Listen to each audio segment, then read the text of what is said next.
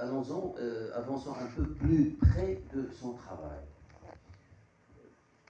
Dès le repérage, donc on a fini, on a accepté le scénario, on a les moyens, donc on va aller au repérage. Comment se passe le repérage? Et parlons plus proprement du film qu'on a vu hier, que tout le monde connaît, donc comme ça on a un exemple concret. Vous avez ce village où vous tournez, on voit qu'il y a des décors qui ont été bien sûr inventés, créés, en fonction bien sûr des exigences du scénario.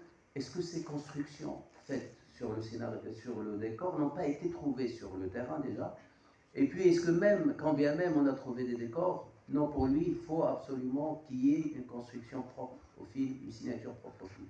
Comment ça s'est passé par rapport à ce film-là, le repérage, les constructions, les décors, la figuration? Parlez-nous un peu de tout ça et voyons un peu plus près de lui comment il travaillait.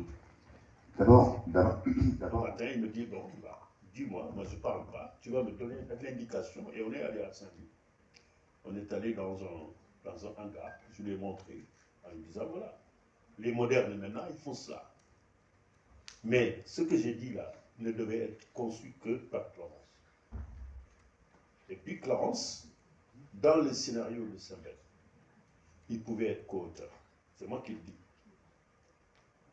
Parce que Saint-Bert, il avait une manière d'écrire, que je voyais. À l'ancienne. À l'ancienne, et que je voyais Clarence. Avec 2 colonnes. Là. Se remettre. Mais je viens de recevoir avec Abbas aussi 2 colonnes. Alors donc, on était très liés entre le fils de Saint-Ben, Clarence et moi, parce qu'on s'accompagnait. On était des copains du matin au soir, on était ensemble. Parce que c'est la liaison que Clarence avait vraiment vis-à-vis de Saint-Ben. Et Saint-Ben n'ouvre pas ses portes à n'importe qui. J'ai eu piqué de quelques journalistes qui ont fait le voyage, de n'importe où, pour rencontrer Saint-Ben.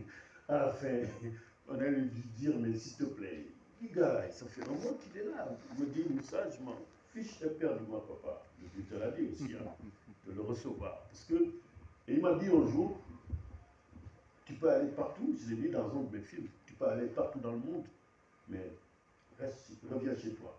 Parce que ma force, moi, c'est d'être ici. Et il m'a donné des exemples sur quelques cinéastes.